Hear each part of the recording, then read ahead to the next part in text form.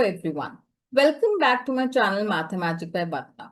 Now in today's video, we will understand the difference between a line, line segment and a ray. So let us begin. First of all, a line.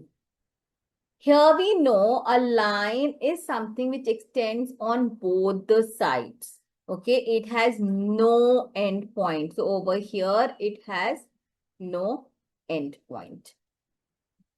Next, we come to a line segment. Now, a line segment has two endpoints. We make it like this. So, it has two endpoints. If suppose I name these points by A and B. So, here we have two endpoints A and B. Now, for a ray, what do we say? That a ray basically extends on one side. So it has one endpoint over here, say P, and over here it extends on one side. So two endpoints,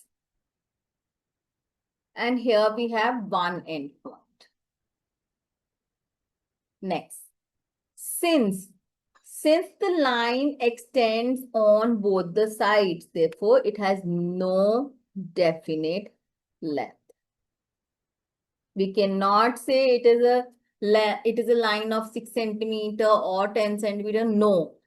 If we say it has a particular length, then it becomes a line segment. So line segment has a definite length.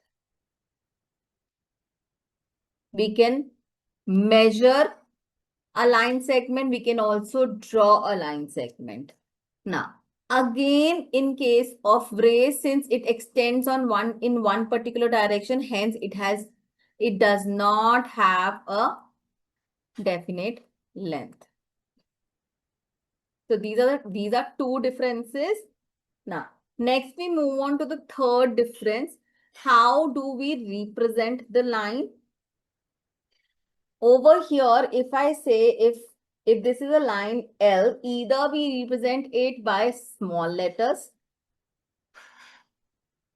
okay, or what do we do if I say this is R and S? If there are 2 points on a line RS, then we write it as RS with a line above it, or we can represent it as SR. We can also write it in the reverse manner, okay.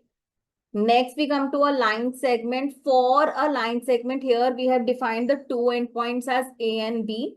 So it becomes AB with a small line segment over here, or we can also write it as BA.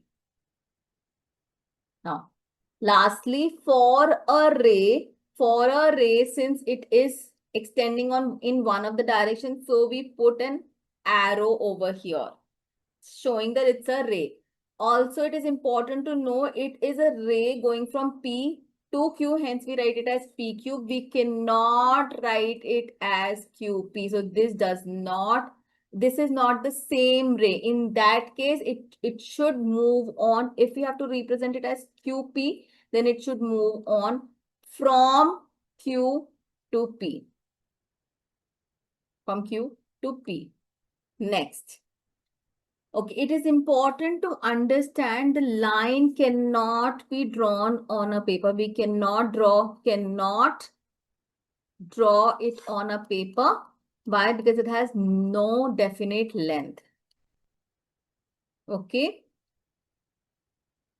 For a line segment, we can definitely draw it on a paper. We can also measure a line segment. Similarly, in the case of ray, same as that of line, we cannot draw it on the paper. So these are 4 differences of line segment and ray. I hope with this particular explanation, the concept and the difference between line segment and ray is clear. Let us meet in the next video to know more about different types of lines now. Thank you.